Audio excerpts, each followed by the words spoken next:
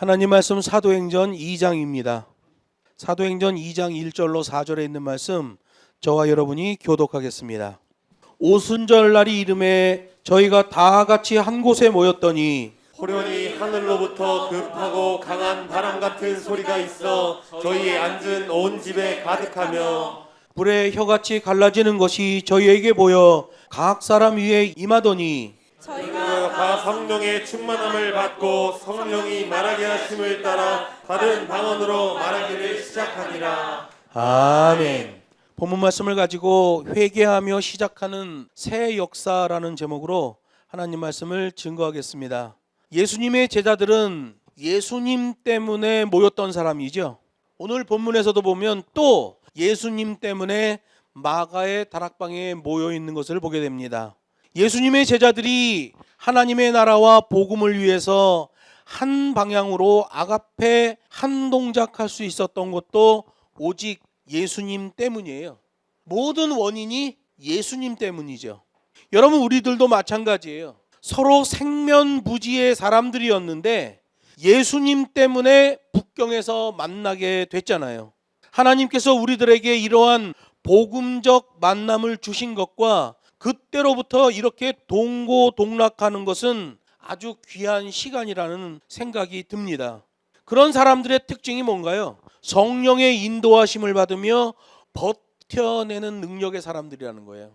일반 기독교인들은 이런 게 잘 안 나오는데 여러분, 우리 북경에서의 사역을 한번 생각해 보세요. 지금도 마찬가지로 버텨내는 사역이에요. 그 수많은 외부에서 오는 핍박들, 어려움들을 버텨내는 거죠. 시간이 지난 다음에 보니까 그렇게 버텨내는 게 복음적 삶이라는 걸 알게 돼요. 예수님이 마가복음에서 말씀하셨습니다. 너희가 뱀을 집으며 어떠한 독을 먹을지라도 해를 입지 않을 것이다. 여러분, 독을 먹는다는 것은 독이 내 바깥에 있다는 거잖아요. 복음적 삶을 사는 사람들은 독이 바깥에 있습니다. 그래서 그 독이 나를 해하려고 하죠. 그런데 복음적 삶이 되지 못하면 여호와를 믿는다고 하는데 바리새인이 되는 거예요. 바리새인을 향하여 예수님이 뭐라고 하십니까? 이 독사의 자식들아, 그래요. 여러분, 독사는 독이 어디 있나요? 독사 안에 있죠. 여호와 하나님의 말씀을 잘못 받으면 그 안에 독을 가진 자들이 되는 거예요. 그래서 이벤트하고 온갖 못된 짓을 하는 거죠. 진짜 복음을 가진 자, 하나님의 계명을 가진 자는 하나님의 계명이 내 안에 들어와 있기 때문에 내 안에 독이 있을 수가 없어요. 그래서 독이 바깥에 있는 거예요. 그런데 그 바깥에 있는 독이 나를 해하려고 하죠. 내 안에 있는 하나님의 계명의 말씀이 끝까지 버텨내는 굳건한 신앙을 주게 되는 거예요. 그래서 여러분, 진짜 성령의 인도하심을 받는 사람, 진짜 성령의 역사가 일어나는 사람이면 버텨내는 사역이 돼요. 어떤 것을 버텨내냐? 뱀을 집으며 어떠한 독을 마실지라도 바깥에 독이 있는 사역이 진행되는 거예요. 그런데 목사가 되어서 교회 중직자가 되어서 반듯한 복음으로 움직이지 못하면 그 목사 안에 독이 있고 그 장로 안에 독이 있고 그 교회 중직자 안에 독이 도사리게 되는 거예요. 하나님께서 우리에게 이런 특별한 복음적 만남을 주신 것은 새 날을 우리에게 허락해 주신 것이고, 새 날을 허락하셨다는 것은 새로운 복의 기회를 주시는 거예요. 그렇게 새 날과 새로운 복의 기회를 잘 사용하면 근사하고 반듯한 복음적 인간이 되어지는 거죠. 그가 바로 구원의 백성인 거예요. 그냥 교회 왔다 갔다, 그건 구원의 백성이라고 보기 힘듭니다. 하나님의 자녀라고 보기 힘든 거예요. 반드시 어떻게 된다? 독이 그 사람 바깥에 있어야 된다. 그래서 버티는 신앙이 돼야 된다. 진짜 기독교인이죠. 그런데 요즘 대부분의 기독교인들은 그 사람 안에 독이 있습니다. 사단이 그 사람 안에다가 둥지를 틀고 그 사람에게 독을 넣어줬어요. 그래서 교회를 다니는데도 이상한 말을 하고 이상한 행동을 하는 것을 보게 돼요. 예수님의 제자들도 마찬가지였죠. 당시 바리새인들 안에 있는 맹독이 있어요. 장로의 유전이죠. 그 시대 사람들은 다 그걸 배우고 있는 거예요. 장로의 유전이 하나님의 말씀이라고 착각하고 있는 거예요. 그래서 은연중에 그 장로의 유전의 교육을 받은 사람들도 그들 안에 독을 가지고 있었던 거예요. 나중에 예수님 십자가에 못 박을 때 보세요. 다 저를 십자가에 못 박으라고 손가락질을 하며 고함을 지르잖아요. 왜 그래요? 그 사람들 안에 독이 들어있기 때문에 그런 거예요. 오늘 본문에 보면 회개하면서 잘못된 과거를 해결하고 있는 것을 보게 됩니다. 보통은 과거는 지나갔으니까 그대로 놔두고 새 날이 왔으니 막연히 잘 되겠지라는 기대를 합니다. 그러나 과거, 현재, 미래는 시간적 연속선상에 있다는 걸 꼭 기억해야 돼요. 잠깐의 현재를 차곡차곡 쌓아가는 과정이 우리의 삶인 거예요. 몇 번 말씀드렸지만 현재라는 삶은 정말 찰나의 삶이에요. 잠깐 우리의 의식 속에 느껴지고는 지나가 버리는 시간이에요. 과거, 현재, 미래 이 흐름의 연속선상에서 보면 현재를 쌓아가는 삶이 우리의 삶이라는 거예요.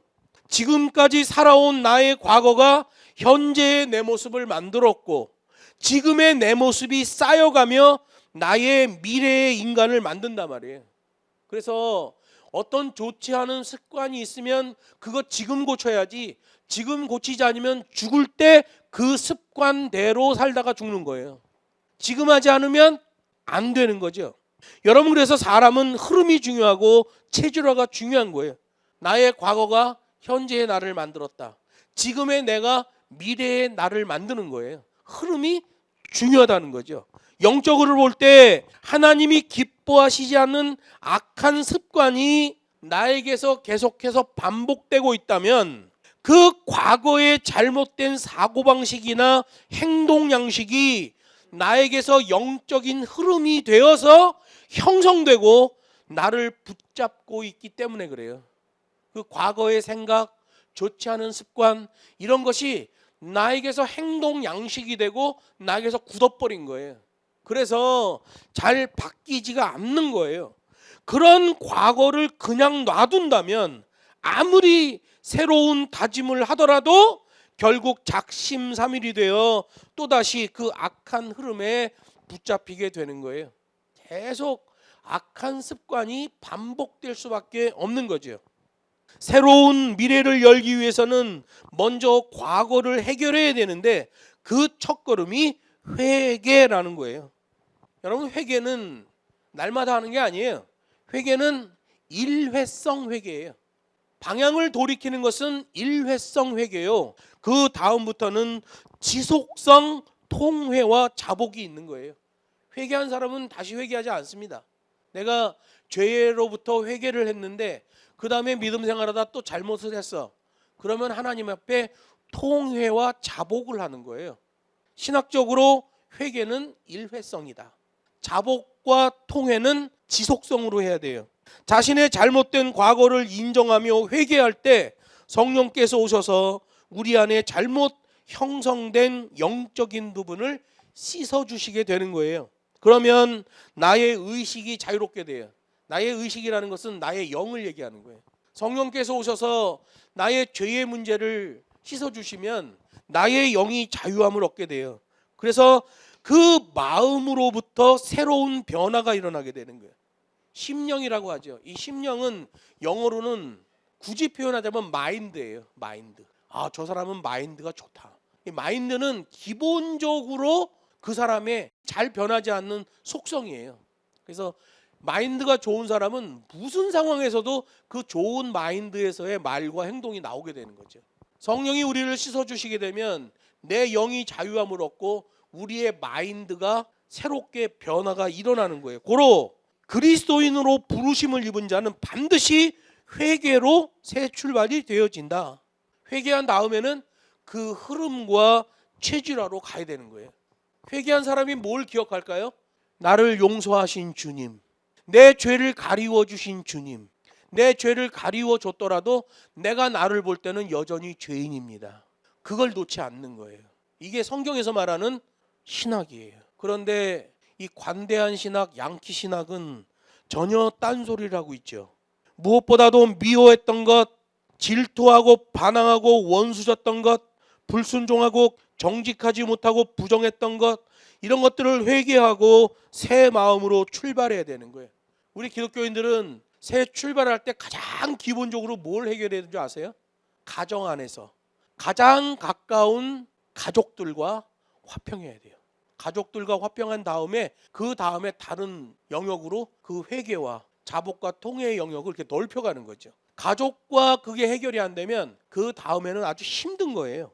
그리고 오늘 본문 보면 현재가 과거가 될 때 일정하게 쌓아야 된다는 거예요. 현재가 쌓여서 과거가 되잖아요.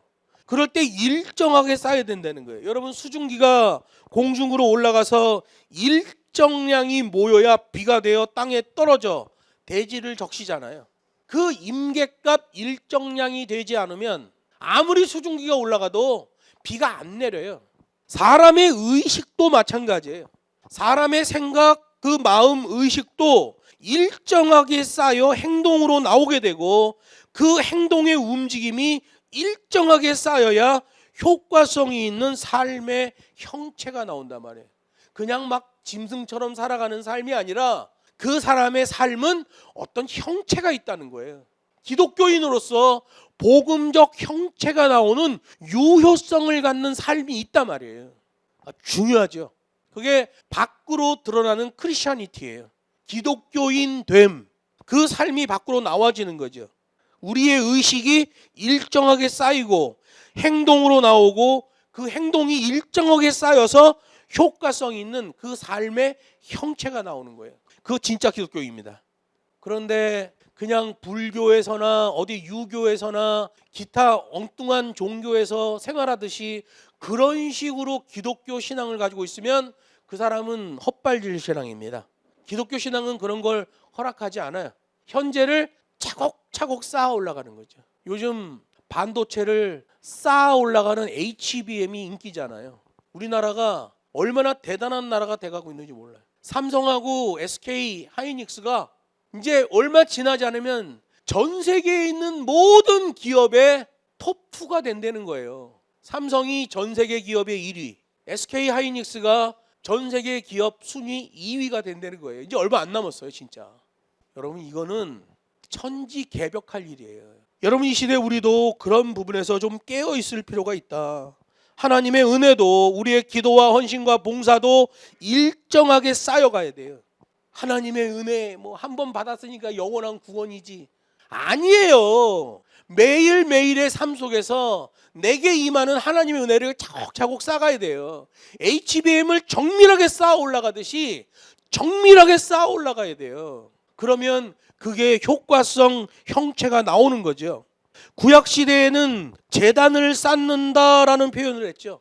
특히 믿음의 조상 아브라함을 보면 가는 곳마다 머무는 곳마다 제단을 쌓고 여호와의 이름을 불렀더라 그러잖아요. 제단을 쌓아가는 거예요. 우리의 신앙도 차곡차곡 쌓아가는 거예요. 때가 되면 하나님의 역사가 일어나는 거죠. 왕상 18장에 보면 엘리야 선지자도 7번을 기도하니 구름이 떠올랐다 이렇게 말해요. 정말 긴급한 상황인데도 7번이나 엎드렸더니 그때서야 구름이 좀 일어나더라 이렇게 기록하고 있잖아요. 예수님의 제자들도 갑자기 제자가 되는 게 아니잖아요. 예수님을 따라다니는데 3년이나 동고동락하며 함께 영적인 삶을 살았어요. 그리고 예수님이 승천하신 다음에 10일 동안 기도에 전념했더니 오늘 본문 마가의 다락방에서 성령 강림의 역사가 일어나고 새 시대가 열리잖아요. 여러분, 복음서 시대랑 사도행전 시대는 완전히 다른 거예요. 제자들만 보더라도 복음서 시대의 제자들은 완전 짱돌입니다. 사도행전 시대의 제자들을 보면 순교자가 돼버려요. 뭘 어떻게 쌓아 올라갔냐는 거죠. 어떤 분이 저희 교회 유튜브를 보고 저한테 연락이 왔어요. 목사님 감동받았습니다. 그래서 나는 뭐 때문에 감동받으셨어요? 그랬더니 목사님 노래에 감동을 받았대. 그래서 아니 무슨 노래에 감동을 받았는데 난 노래 잘 못하는 사람인데 그랬더니 진드리진디기 수입 쇠고기 이거에 감동을 받았다는 거야. 그러면서 자기가 계속 이 노래를 부른다는 거예요. 운전하다가도 부르고. 그때 제가 얘기하잖아요. 우리 기독교인들은 버티는 삶이다. 끈질기게 하나님의 말씀을 붙들고 버텨야 된다. 아주 찐득이처럼 수입 쇠고기처럼 질기게 붙어야 된다. 그랬더니 그분이 어떻게 하다 그 설교를 들었나 봐. 유튜브에서. 그 노래가 너무 좋다고 감동이 됐다고. 자기가 운전하면서 일하면서도 찐득이 수입 쇠고기 이런데 참나. 하나님은 참 별나게 역사하시는 것 같아. 세상에 이런 거 갖고 감동을 누가 감동을 받아 이런 거 갖고 그냥 웃으라고 지나가는 얘기인데 참 신기해요. 하나님께서 우리들에게 새날을 주신 것은 바로 그 영적인 삶을 쌓아갈 기회를 주신 거예요. 이제 기독교인이 됐다는 것은 날마다의 삶, 시시각각의 삶, 분초간의 삶을 HBM 쌓아 올라가듯이 계속 쌓아 올라가야 된다는 거죠. 여러분 HBM 쌓아 올라가는데 예를 들어서 25장을 쌓았는데 한 10번째 장 하나가 에러가 났다고 생각해 보세요. 그거 다 버리는 거예요. 여러분 쌓아 올라가는 삶은 그런 겁니다. 어느 하나도 순도를 잃지 않도록, 어느 하나도 그 기능을 잃지 않도록 아주 일목요연하게 쌓아가야 돼요. 그럼 뭐가 필요해요? 매뉴얼이 필요한 거예요. 매뉴얼. 법과 식이 필요한 거예요. 우리 기독교인들은 내가 믿었으니 믿었지 새빨간 거짓말입니다. 성경에서 요구하는 대로 믿어야 돼요. 그러면 진짜 믿음이고 그 믿음을 차곡차곡 쌓아 올라가는 게 바로 기독교 신앙인 거예요. 예배를 쌓아가는 것, 이것도 굉장히 중요한 거죠. 우리 그리스도인들은 아무것도 염려하지 말고 하나님 앞에서 예배를 계속 쌓아가야 돼요. 그래서 어느 교회도 없는 우리 교회만의 말이 있어요. 정해진 시간, 정해진 장소라는 개념이에요. 우리 한국 교회는 이런 개념 없습니다. 특별히 코로나가 왔을 때 목사들이 거짓말을 만들어냈습니다. 인터넷 예배, 거짓말입니다. 인터넷에 올라와 있는 예배 실황을 한번 복귀할 수 있는 거예요. 이렇게 하는구나. 진짜 예배는 하나님 앞에 나오는 거예요. 어디? 정해진 시간, 정해진 장소로 나오는 거예요. 그게 버티는 신앙이 되는 거죠. 그냥 집에서 예배한다고 침대 위에서 세수도 안 하고 머리 다 뻗치고 입에서 냄새 나고 있는데 휴대폰 틀어놓고 한 30분 앉아있고, 그건 예배 아닙니다. 예배일 수 없어요. 성경에서 말씀하시잖아요. 구약시대부터 여호와 앞에 나와 얼굴을 보이라 이렇게 말씀하셔요.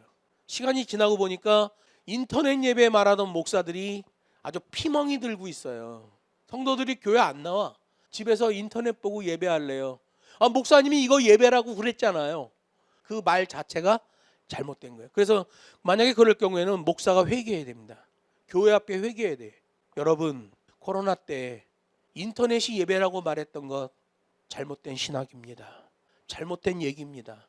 이렇게 고백해야 돼요. 정말 용기 있는 목사면 제가 그 예배에 대한 잘못된 것을 여러분한테 알려줬기 때문에 이것으로 사임하겠습니다. 관둬야 돼. 그 목사는. 인터넷이 예배라고 말한 목사는 전부 사임해야 됩니다. 그건 목사 아니에요. 가짜입니다. 예배는 쌓아가는 거예요. 정해진 시간, 정해진 장소에서 예배를 쌓아갈 때에 굉장히 중요한 게 있어요. 여러분, 조적 작업을 하게 되면, 조적 작업은 벽돌 쌓기를 조적 작업이라고 그러잖아요. 조적 작업을 하면 벽돌과 벽돌 사이에 뭐가 들어가야 돼요? 시멘트 모르타르가 들어가야 돼요. 시멘트하고 모래를 적절한 비율로 섞은 모르타르가 들어가야 돼요. 그 비율이 정확해야 됩니다. 그 비율이 틀리면 벽돌이 굳질 않아요. 그냥 툭 치면 넘어가게 됩니다. 그걸 굳게 하는 비율이 있어요. 그건 법과 식이에요. 그대로 해야 돼. 그러면 조적 작업이 되잖아요. 벽돌을 쌓아가는 것 아주 중요하죠. 그 방법대로 해야 돼요. 여러분, 벽돌 쌓기에서 모르타르가 필요하듯이 예배를 쌓아가는 데서 그 모르타르 역할을 하는 게 뭔지 아세요? 찬양이에요. 찬양. 그래서 우리 주보를 보면 찬양이 각 순서마다 계속 연결하는 모르타르 작업하는 걸 보게 돼요. 그래서 순서로 보면 70%가 찬양으로 채워지게 되는 거예요. 모르타르 작업을 하게 되는 거죠. 찬양은 1절에도 말씀드렸지만 우리가 현재라고 생각하는 순간 그 시간은 지나가요. 근데 찬양은 하나잖아요. 시작부터 끝까지가 한 곡이에요. 그래서 찬양이 시작되면 그 찬양은 시간이 지나갔는데도 그 시간 속에서 한 덩어리로 존재하는 거예요. 현재죠. 그래서 그 현재의 찬양이 모르타르가 되어 예배 가운데 들어가므로 그 예배가 살아있는 예배가 되는 거예요. 예배를 쌓아가는 것, 하나님을 찬양하는 그 흐름이죠. 하나님을 찬양하는 것을 멈추면 안 돼요. 찬양은 현재성의 연결이기 때문에 그래요. 그 흐름, 그 지속성으로 체질화가 된 자가 끝내 승리하게 되는 거예요. 아브라함 같은 경우에는 믿음의 조상이라고 하지만 큰 실수를 한번 범합니다. 그게 바로 하란에서 멈춘 거죠. 내가 내게 지시할 땅으로 가라 그랬는데 저쪽 지금으로부터 말하면 이라크 지역에서 출발해서 터키 지역으로 와서 바로 내려가야 되는데 터키 지역에 와서 멈춥니다. 아버지 데라가 병이 나요. 그리고 아버지가 거기서 눈을 감습니다. 그 기간 동안 아브라함이 거기서 멈춰요. 이동했어야 되는데 멈춰요. 여러분, 이 시대에 그래서 우리가 아브라함을 능가할 수 있는 신앙인이 될 수 있습니다.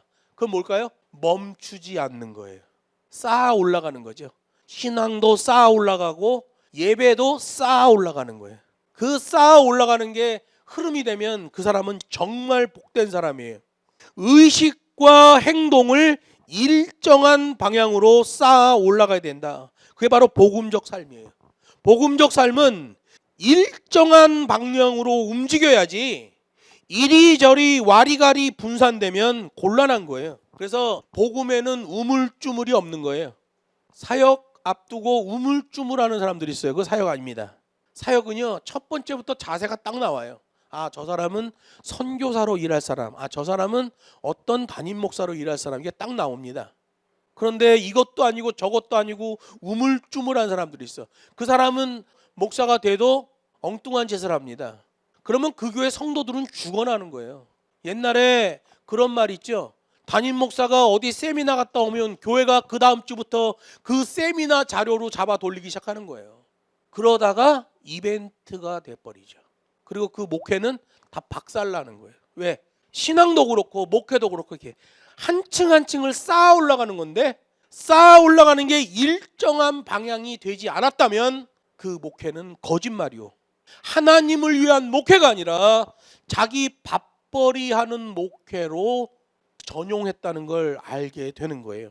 이랬다 저랬다, 했다 안 했다, 이리 갔다 저리 갔다 하면 움직임만 많을 뿐 제대로 된 형체는 나와지지 않는다. 이랬다 저랬다, 했다 안 했다, 이리 갔다 저리 갔다의 특징이 뭡니까? 발 빼는 작업 때문에 그렇죠. 발 빼는 작업이 나와버리면 와리가리가 나와버립니다. 우리의 신앙에서는 와리가리가 있으면 안 돼요. 교회를 다니고 믿음 생활하는 것도 그래요. 속도보다 중요한 게 방향성이잖아요. 꾸준히 하는 게 중요하고, 그 일을 하되 그냥 지나가는 게 아니라 낱낱이 분석해 보면 그 평상시의 일 속에서도 놀라운 것들이 발견된단 말이에요. 여러분, 틈나면 일기를 기록하세요. 특별히 어떤 것을 보고 어떤 생각이 들었다면 바로 휴대폰을 꺼내서 사진을 딱 찍어 놓으세요. 사진을 찍어 놓으면 나중에 휴대폰에서 그 사진을 보면 그 사진 찍을 때 떠올랐던 머릿속의 생각이 그 사진 때문에 생각납니다. 그래서 제가 사진을 많이 찍는 편이에요. 운전하면서도 사진 찍고 어디 가다가도 사진 찍고 메모도 남기고, 하루를 정리하는 저녁 시간에 그 사진도 보고 메모 남겼던 것들 이렇게 봐요. 그러면 그날의 내 생각의 흐름들 이런 것도 다 발견돼요. 아, 내가 어디에 중점을 두고 있구나, 어디에 관심이 많이 있구나. 그냥 지나가는 시간이 아니라 한번 살펴보고 분석해 보는 거예요. 그러면 놀라운 것들이 발견되는 거예요. 예수님의 제자들은 마가의 다락방에서 놀라운 경험을 합니다. 그동안 발견하지 못했던 새로운 것들을 알게 되는 거예요. 예수님이 제자들에게 선포하셨던 말들, 예수님이 선포하셨던 축복들, 그게 말씀하셨던 그대로 드러나고 있잖아요. 그 현장을 목도하고 있잖아요. 그러다 보니까 선교의 영성으로 바뀌고 순교하는 자리까지 나아가는 그런 제자들이 된 거예요. 진짜 변화가 일어난 거죠.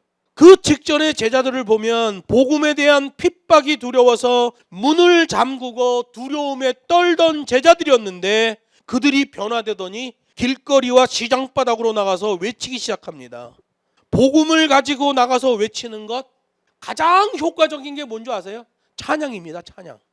찬양 가지고 나가면 북경 올림픽 공원에서도 집회가 돼요. 만리장성에서도 집회가 돼요. 천안문에서도 집회가 되더라고요. 우리는 중국 사역에서의 찬양의 위력을 발견했잖아요.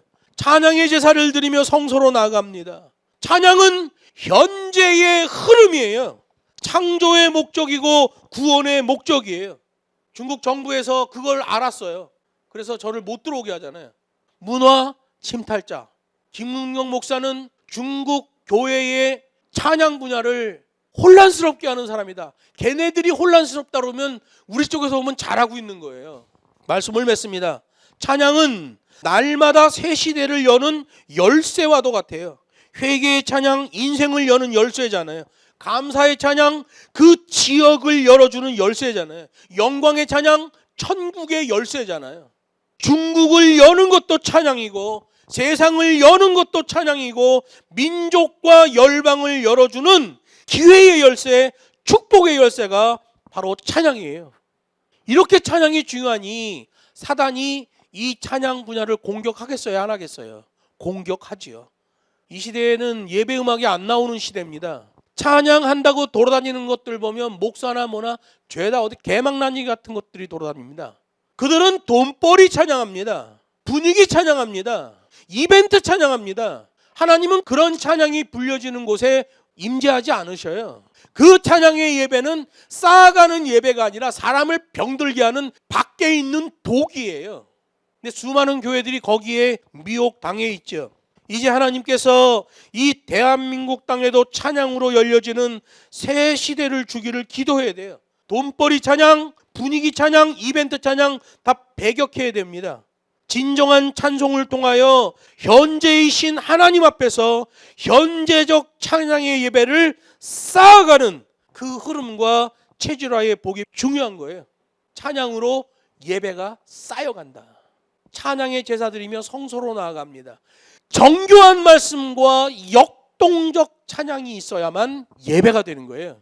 예수님의 공생의 사역 기간 동안 짱돌처럼 좌충우돌했던 예수님의 제자들, 그 시대의 중독성 신학 때문에 그래요. 장로의 유전, 관대한 신학, 거기에 중독되어서 제자들도 짱돌짓을 하는 거예요. 이 시대에 수많은 교회들과 기독교인들이 짱돌짓을 하는 것도 바로 잘못된 중독성 신학, 관대한 신학 때문에 그렇습니다.